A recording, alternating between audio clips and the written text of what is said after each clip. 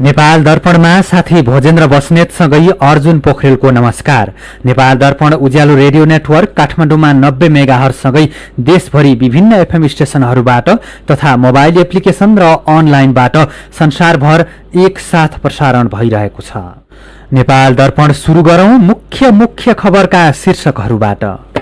एसएसबीले twin काट्दा नेपाली युवा बेपत्ता भएको विषयमा औपचारिक रूपमै भारतसँग असहमति जनाउन सांसदहरूको माग, गलत क्रियाकलापको डटेर सामना गर्न सुझाव। जसरी भारत इटलीसँग लड्यो, भारतसँग त्यसै गरिकन जमेर डटेर लड्छ भन्ने कुराको विश्वास माननीय गृहमन्त्रीले हामीलाई कसरी दिलाउनुहुन्छ। विद्युत प्राधिकरणमा कुलमान घिसिङलाई ल्याउन प्रधानमन्त्री देउबाको निर्देशन, कार्यकारी निर्देशक हितेन्द्रदेव साक्यको राजीनामा माग्ने तयारी। कक्षा 12 को परीक्षा निर्धारित मितिमै हुने गरी तयारी अन्तिम चरणमा, सामाजिक सञ्जाल र हल्लाको पछि नलाग्न बोर्डको आग्रह। बोर्डको सूचनामा भए पर्नुहोस्, यो अफवाह यो फेसबुकमा सामाजिक सञ्जालमा जथाभावी लेख्नेहरूको पछि नलाग्नुहोस्। अफगानिस्तानमा चलिरहेको युद्धमा थप 41 जना तालिबानी र 40 जना सर्वसाधारणको ज्यान गयो। तालिबान विजयी भए विश्व शान्तिमा भयावह परिणाम आउने सेनाको भनाई। र पारस खड्काद्वारा अन्तर्राष्ट्रिय क्रिकेटबाट सन्यासको घोषणा। बंगलादेशसँगको पहिलो टी20 जित्न अस्ट्रेलिया 132 रनको लक्ष्य पछ्याउँदै। उज्यालो रेडियो नेटवर्कबाट प्रसारण भइरहेको नेपाल दर्पणमा अब सुनौ पूरा खबर। प्रतिनिधि सभाको बैठकमा सांसदहरूले दार्चुला घटनामा सरकारले प्रभावकारी काम गर्न नसकेको भन्दै आलोचना गरेका छन्। प्रतिपक्षी नेकपा एमाले र सत्तारूढ दलकै सांसदहरूले भारतीय सीमा सुरक्षा बल एसएसबीका जवानले ट्विन काटेकै कारण नेपाली युवा जयसिंह धामीको ज्यान गएको भन्दै भारतसँग डटेर कुरा गर्न माग गरेका हुन्। शून्य समयमा बोलेका प्रमुख प्रतिपक्षी दलका सांसदहरूले दार्चुला घटनामा सरकार मौन बसेको आरोप लगाउँदै भारतको ज्यादती विरुद्ध बोल्न नसकेको भनेर निन्दा गरेका छन्। एमालेका दार्चुलाका सांसद गणेश सिंह ठकुन्नाले भारतीय सीमा सुरक्षा बलले महाकालीमाथिको ट्विन काटिदिँदा जयसिंह धामी नदीमा बेपत्ता भएको बारे भारतसँग औपचारिक रूपमै विरोध जनाउन सरकारसँग माग गर्नुभयो। प्रत्यक्षदर्शीहरू स्वयंले भइरहेको घटनालाई पनि सरकारले चाहिँ किन कन्जुसाइ गरिरहेको छ, किन त्यसमा आलटाल गरिरहेको छ, गम्भीर प्रश्न छ। र दोस्रो कुरा, सरकारले भारत सरकार समक्ष यस घटनाको सन्दर्भमा के कुरा गरेको छ अहिलेसम्म, यो कुरा सदनलाई जानकारी होस्। धन्यवाद। सांसद ठकुन्नाले दार्चुला खलङ्गा तिङकर कालापानी सडकलाई राष्ट्रिय गौरवको आयोजनाको रूपमा छिटो निर्माण गर्न माग गर्नुभयो। सडक बनाएमा ट्विनको प्रयोग गर्नु नपर्ने सांसद ठकुन्नाको भनाइ छ। बैठकमा नेपाली कांग्रेसका सांसद गगन थापाले छिटोभन्दा छिटो सत्य तथ्य बुझ्न र भारतसँग नझुक्न सरकारलाई आग्रह गर्नुभयो। भारतीय पक्षले आधिकारिक रूपमा आफ्नो संलग्नता नभएको भनेर भनेको हो। यदि यस्तो हो भने छानबिन समितिलाई भारतीय पक्षले कस्तो सहयोग गर्ला? हाम्रो छानबिन समितिले सत्य तथ्य पत्ता लगाएर यो लिएर आउँछ भन्ने कुराको विश्वास माननीय गृहमन्त्रीजीले हामीलाई कसरी दिलाउनुहुन्छ। 2012 मा केरलाको समुद्री तटको नजिक इटालियन मरिनहरूको गोलीबाट 2 जना भारतीय मछुवारहरूको हत्या हुँदै गर्दा भारतीय सरकार 3-4 वर्षसम्म लगातार लड्यो। जयसिंह धामीको हत्याको सन्दर्भमा सत्य तथ्य बाहिर आइसके पछाडि नेपाल सरकारले जसरी भारत इटलीसँग लड्यो, भारतसँग त्यसै गरिकन जमेर डटेर लड्छ भन्ने कुराको विश्वास माननीय गृहमन्त्रीले हामीलाई कसरी दिलाउनुहुन्छ। बैठकमा नेपाली कांग्रेसका सांसद राजेन्द्र केसीले तत्कालीन प्रधानमन्त्री केपी शर्मा ओलीले 2072 सालमै 2 वर्षभित्र ट्विन विस्थापित गर्ने भनेको स्मरण गराउँदै अहिलेसम्म कतिवटा ट्विन बाँकी छन् भनेर प्रश्न गर्नुभएको छ। पूर्व प्रधानमन्त्री केपी ओलीजीले नेपालमा 2 वर्षभित्र ट्विन विस्थापित हुन्छ भनेर 2072 सालमा पहिलो प्रधानमन्त्री हुँदा उद्घोष गर्नुभयो। फेरि 2074 सालमा मैले प्रश्न उत्तर दिँदै गर्दा अब ट्विनहरू म्युजियममा जाने भनेर पनि उहाँले चाहिँ प्रश्नको उत्तर दिनुभयो। गृहमन्त्रीजीलाई प्रश्न गर्न चाहन्छु, अझै कतिवटा ट्विन नेपालको महाकाली नदी लगायतका अन्य नदीहरूमा छन्? ट्विन विस्थापनको प्रसङ्ग उठेपछि एमालेका सांसद महेश बस्नेतले ट्विन विस्थापित भइसकेको दावी गर्दै यदि कतै बाँकी भएमा ठेकेदारका कारण बाँकी रहेको अनौठो तर्क गर्नुभयो। 142 वटा झोलिने पुलहरू ट्विनलाई स्थापित गरेर 3 वर्षमा बनेका छन् र त्योमध्ये 130 वटा बने। सिमानाका कारणले समस्या भएको कारणले 3टा पुल बन्नु बाँकी छ र 9 वटा पुलहरू चाहिँ ठेकेदारले ढिला गरेको र पेन्डेमिक भएको कारणले नबनेका हुन्। यो मुलुक ट्विन मुक्त भइसकेको छ। यदि बनेको छैन भने ठेकेदार र पेन्डेमिकको अवस्थाले मात्रै बन्न पाइन्छ। यति कुरा म गिरिमन्त्रीजीलाई जानकारी दिन चाहन्छु। आजको बैठकमा सांसदहरूले सोधेका प्रश्नको जवाफ दिँदै गृहमन्त्री बालकृष्ण खाँडले महाकाली नदी पार गर्ने क्रममा ट्विनबाट दार्चुलाका जयसिंह धामी बेपत्ता भएको घटनाको सत्य तथ्य छानबिन गर्न सरकारले समिति गठन गरेर काम सुरु भइसकेको बताउनुभयो। सरकारले छानबिन समिति बनाएर पठाएको छ। त्यहाँको स्थानीय सरकार, प्रदेश सरकार सबैसँग भेटघाट गरेर तथ्य र सत्यको आधारशिलामै प्रतिवेदन बन्ने हो। नेपाल सरकारले जे तथ्य हो त्यही नै सार्वजनिक गर्नेछ र त्यो तथ्यका लागि नेपाल सरकारले पूर्ण रूपमा अडान लिनेछ। जुनसुकै कदम चाल्नको लागि पनि नेपाल सरकार तयार छ। प्रधानमन्त्री शेरबहादुर देउवाले नेपाल विद्युत प्राधिकरणको कार्यकारी निर्देशकमा कुलमान घिसिङलाई नियुक्त गर्ने प्रक्रिया थाल्न निर्देशन दिनुभएको छ।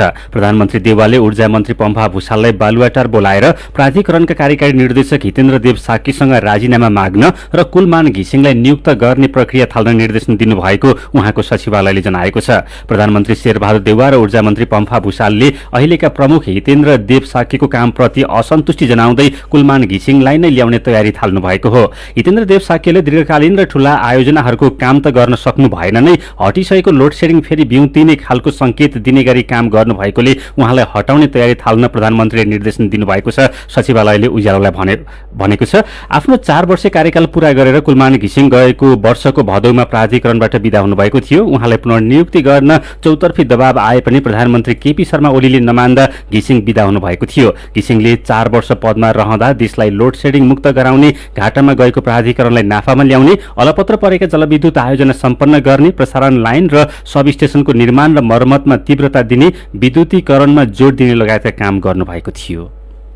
यसैबीच सरकारले भूमि सम्बन्धी समस्या समाधान आयोग खारेज गरेको छ। मन्त्री परिषदको बैठकले यसअघिका प्रधानमन्त्री केपी शर्मा ओलीको सरकारले निहित स्वार्थको लागि प्रक्रिया नपुर्याई आयोग गठन गरेको भन्दै खारेज गर्ने निर्णय गरेको हो। यसै सरकारले नेपाल रेलवे कम्पनीका महाप्रबन्धक गुरूप्रसाद भट्टराईलाई पदीय आचरण विपरीतका क्रियाकलाप गरेको भन्दै स्पष्टीकरण सोधेको छ। यस्तै सरकारले एसियाली विकास ब्याङ्कले कोरोना महामारी रोकथाम र खोप खरिदको लागि दिने 19 अर्ब 58 करोड सहुलियत ऋण लिने निर्णय गरेको छ। सरकारले शिक्षक सेवा आयोगको अध्यक्षमा मधुप्रसाद रेग्मीलाई नियुक्त गरेको छ। लुम्बिनी प्रदेशका मुख्यमन्त्री शंकर पोखरेल विरूद्ध अविश्वासको प्रस्ताव दर्ता भएको छ। माओवादी केन्द्र, नेपाली कांग्रेस, जनता समाजवादी पार्टी र राष्ट्रिय जनमोर्चाले 34 जना सांसदको हस्ताक्षर सहित पोखरेल विरूद्ध अविश्वासको प्रस्ताव दर्ता गराएका हुन्। मुख्यमन्त्री पोखरेलले संसदको बहुमत गुमाएको प्रस्तावमा उल्लेख छ। विपक्षी गठबन्धनले माओवादीका नेता कुलप्रसाद केसीलाई नयाँ मुख्यमन्त्रीको रूपमा प्रस्ताव गरेका छन्। लुम्बिनीमा मुख्यमन्त्री पोखरेल विरूद्ध अविश्वासको प्रस्ताव दर्ता भएको यो तेस्रो पटक हो। लुम्बिनीमा 80 सदस्यीय प्रदेशसभा कायम रहेकोले बहुमतको लागि 41 सदस्य आवश्यक पर्छ। मुख्यमन्त्री शंकर पोखरेललाई बहुमत जुटाउन अझै 1 मतको कमी रहेको छ।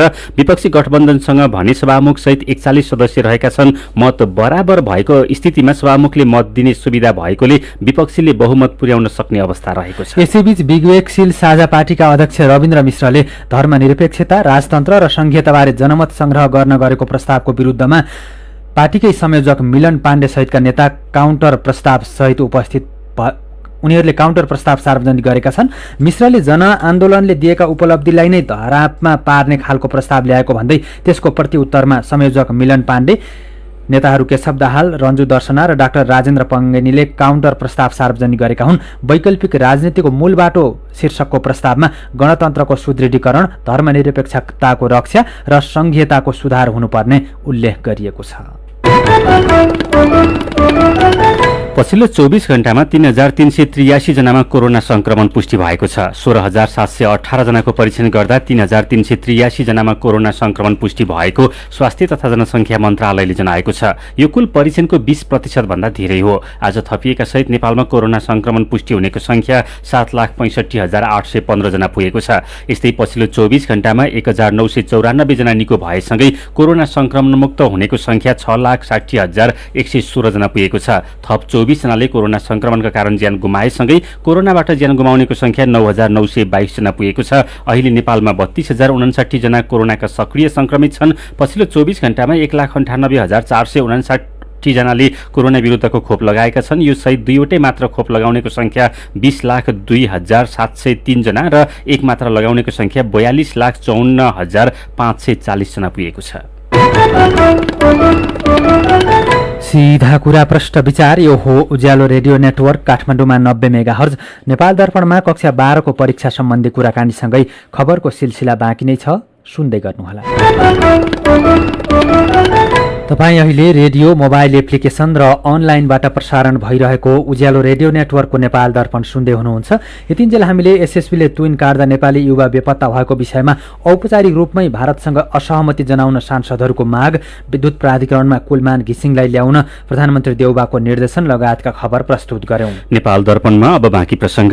कक्षा 12 को परीक्षा साउन 31 गतेदेखि सुरु हुँदैछ, तर हिजो सामाजिक सञ्जालमा एकाएक परीक्षा स्थगित भनेर हल्ला खल्ला भयो। अरू बेला पनि परीक्षाको मुखैमा यसै गरी हल्ला खल्ला हुँदा विद्यार्थीहरू अलमलमा पर्ने गरेका थिए। गएको जेठ 26 गते बोर्डले संक्रमण बढेको भन्दै स्थगित गरेको थियो, तर साउन 31 गतेदेखि सुरु हुने गरी तालिका सार्वजनिक भएको छ। परीक्षाको तयारी के भइरहेको छ भनेर साथी मदन पौड्यालले बोर्डका अध्यक्ष प्राध्यापक डाक्टर चन्द्रमणि पौडेललाई सोध्नु भएको छ। हाम्रो तयारी सबै पूर्ण भएको छ। अब कतिपय हिमाली जिल्लाका विद्यालयहरूमा अनलाइनबाट प्रश्न पठाउन नसकिने भनेर सूचना प्राप्ति भएको हुनाले ती विद्यालयहरूमा पनि प्रश्न पठाइसकियो। सबै विद्यालयमा उत्तर पुस्तिका पुगिसकेका छन् र अनि बाँकी जिल्लाहरू सबैमा हामी त्यसै दिन अनलाइनद्वारा प्रश्न पठाएर परीक्षा लिन्छौँ। त्यसकारणले हाम्रो तयारी सम्पूर्ण ढङ्गले पूर्ण भएको छ। कोरोना संक्रमणको महामारी बढिरहेको बेला भौतिक र भर्चुअल रूपमा परीक्षा गर्ने भनेर छलफल भइरहेको भनेर बाहिर आएको छ। यो विषयमा चाहिँ अलिकति प्रश्न पारिदिनुहोस् न, कुरो के हो? होइन, भर्चुअल रूपमा त परीक्षा हुनै सक्दैन हाम्रो जस्तो देशमा, होइन। अब यत्रो 4 लाख भन्दा बढी विद्यार्थीहरूको, त्यही पनि एकदम दुर्गम दूर दराजमा बस्ने विद्यार्थी जहाँ इन्टरनेट छैन, बिजुली छैन, त्यहाँको बच्चाहरूलाई अब भर्चुअल रूपमा परीक्षा लिने भन्ने कुरा त हास्यास्पद कुरा हो। त्यो हुन सक्दैन। अब फिजिकल परीक्षा नै लिने हो त स्वास्थ्य सम्बन्धी सम्पूर्ण मापदण्ड पुरा गरिन्छ। मास्क अनिवार्य लगाएर आउनुपर्छ, सेनिटाइजरको व्यवस्था, हात धुने व्यवस्था हुन्छ परीक्षा हलमा। ठुलो विद्यार्थी सङ्ख्या भएको परीक्षा हल 1.5 घन्टा अगाडि खुल्छ, थोरै विद्यार्थी सङ्ख्या भएको परीक्षा हल 1 घन्टा अगाडि खुल्छ। एउटा बेचमा 1 जना बस्ने गरी जेड आकारमा त्यो पनि बस्ने गरी एउटा हलमा बढीमा 25 जना विद्यार्थीहरू रहन्छन्। बढीमा 25 जना, ठुलो हल भएमा नत्र 5 जना 10 जना विद्यार्थी हुन्छन्। यसरी सामाजिक दूरी कायम गरेर स्वास्थ्य सम्बन्धी सबै मापदण्ड पालना गरेर विद्यार्थीले परीक्षा दिनुपर्छ। परीक्षाका लागि 12 दिन मात्रै बाँकी छ, तर विद्यार्थीमा चाहिँ हिजोदेखि केही अलमल देखियो। यो बारे चाहिँ बोर्ड जानकार छ कि छैन? अब यो सामाजिक सञ्जालको विकृतिको स्वरूप हो। यो बोर्डले निर्णय केही गरेको छैन, के कुनै सूचना गरे पनि छैन। आफू खुसी जे मन लाग्यो त्यो लेख्न पाइने यो अति छाडातन्त्र डेभलप भएको छ नेपालमा। यस्तो छाडातन्त्रको पछाडि नलाग्न, विद्यार्थीहरूलाई नलाग्न र आफ्नो तयारी गरेर घरमा बसेर तयारी गर्न र आफ्नो तपाईँको परीक्षा तपाईँले पढेको विद्यालयमा हुने हो, अन्त जान पर्ने होइन। आफ्नै विद्यालयमा गएर परीक्षा दिन म सबैलाई अनुरोध गर्छु। यो कुनै पनि अफवाहको पछि नलाग्न हुन अनुरोध गर्छु। भनेपछि एउटा संक्रमणको त्रासका बीच भिडभाडलाई चाहिँ कसरी व्यवस्थापन गर्नुहुन्छ त? जुन शहरी क्षेत्रमा पनि हाम्रो सबै विद्यालयहरू होम सेन्टर भइसकेपछि हाम्रो विद्यालयमा भिडभाडै हुँदैन। हाम्रो केन्द्रमा बढीमा 150 जना विद्यार्थी एउटा केन्द्रमा परीक्षा केन्द्रमा हुन्छन् भनिसकेपछि यो भिडभाड हुनु त कुरै भएन। प्रथम कदाचित परीक्षालाई चाहिँ स्थगित गर्नुपर्ने अवस्था आयो भने बोर्डले पूर्व सूचना निकाल्छ, जारी गर्छ। त्यो त बोर्डले सूचना निकालेकै छ नि। त्यस्तो अवस्थामा बोर्डको सूचनामा भए पर्नुहोस् कि यो अफवाह यो फेसबुकमा सामाजिक सञ्जालमा जथाभावी लेख्नेहरूको पछि नलाग्नुहोस् भन्न म चाहन्छु। उहाँ हुनुहुन्थ्यो राष्ट्रिय परीक्षा बोर्डका अध्यक्ष प्राध्यापक डाक्टर चन्द्रमणि पौडेल। नेपाल दर्पणमा फेरि पनि खबरकै सिलसिला। मेलम्ची क्षेत्रको भौगर्भिक अध्ययनको लागि सरकारले टोली खटाउने भएको छ। मेलम्ची क्षेत्रमा सुक्खा पहिरो जाने, लेदो बग्ने खतरा बढेपछि सरकारले भौगोलिक अध्ययनको लागि टोली खटाउने भएको हो। पहिलो चरणको प्रारम्भिक अध्ययन गरेर फर्केको टोली विस्तृत अध्ययनको लागि भोलि मेलम्चीतर्फ जाने कार्यक्रम छ। असार 1 गते मेलम्ची नदीमा आएको बाढीले मेलम्ची बजारमा ठूलो जनधनको क्षति गरेको थियो। साउन दोस्रो हप्ता समेत मेलम्चीमा ठूलो बाढी आएको छ। अर्थमन्त्री जनार्दन शर्माले सामाजिक सुरक्षा बापतको रकम लघु वित्त कम्पनी मार्फत वितरण गर्न पहल गर्ने बताउनु भएको छ। राष्ट्रिय सहकारी बैंकले गरेको कार्यक्रममा मन्त्री शर्माले सामाजिक सुरक्षाको भत्ता सहकारी बैंक तथा गाउँ गाउँमा रहेका लघु वित्त कम्पनी मार्फत भुक्तानी गर्ने व्यवस्थाका लागि छलफल चलाउने बताउनु भएको हो। गाडी किन्ने कर्जामा थोरै ब्याज लाग्ने तर गरिबले लिने कर्जामा धेरै ब्याज लगाउने प्रावधानको अन्त्य गर्नुपर्ने भन्दै गृहमन्त्री शर्माले कर्जा प्रवाहमा ब्याज दर घटाएर सहज बनाउन सहकारी बैंक, सहकारी संस्था तथा लघु वित्त संस्थाहरूलाई आग्रह गर्नुभयो।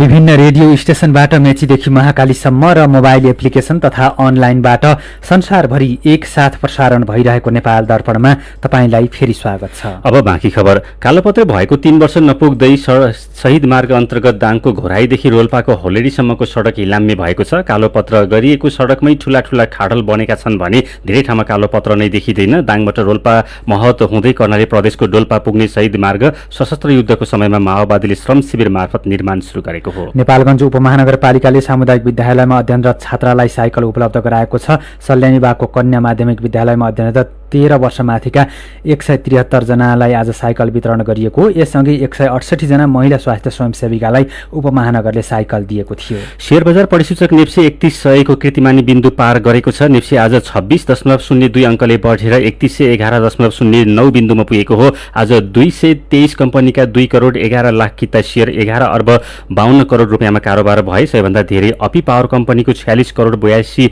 लाख रुपियाँको शेयर किनबेच भएको छ। 5 थर पावर कम्पनी, घलम्दी हाइड्रो, रुरु जलविद्युत, जीवन विकास लघुवित्त र युनियन लाइफको शेयर 10% बढेर सकारात्मक सर्किट लागेको छ। दाङमा प्रहरीले स्वचालित पिस्तोल सहित 2 जना भारतीय नागरिकलाई पक्राउ गरेको छ। गढवा गाउँपालिका वडा नम्बर 1 जलुकेबाट भारतका 2 जना नागरिकलाई पिस्तोल र गोली सहित पक्राउ गरिएको हो। 3 लाख रुपियाँमा पिस्तोल बिक्री गर्न लागेको सूचनाको आधारमा उनीहरूलाई पक्राउ गरिएको प्रहरीले जनाएको छ। दैलेखको 820 नगरपालिका 5 पिपलकोटमा रहेको स्वास्थ्य चौकी तोडफोड गरेर ल्यापटप र औषधि लगायतका सामग्री चोरी भएको छ। स्वास्थ्य चौकीको झ्याल फोडेर चोरी भएको तर चोर पत्ता नलागेको इलाका प्रहरी कार्यालय राकमका इन्चार्ज पुष्प कडायतले बताउनुभयो। अर्घाखाँचीको सन्धिखर्कमा चोरी गर्दै हिँड्ने 6 जनालाई प्रहरीले पक्राउ गरेको छ। सन्धिखर्क नगरपालिका वडा नम्बर 1 को बैंक रोडमा पसल गरी बस्ने बाबुराम नेपालीको पसलबाट 2वटा ल्यापटप, 25वटा मोबाइल र 1500 रुपियाँको रिचार्ज कार्ड चोरी भएपछि रिचार्ज कार्ड प्रयोग भएको नम्बरबाट चोर पत्ता लागेको प्रहरी नायब उपरीक्षक अम्बर थापाले जानकारी दिनुभयो। मेरो पनि भन्नु छ।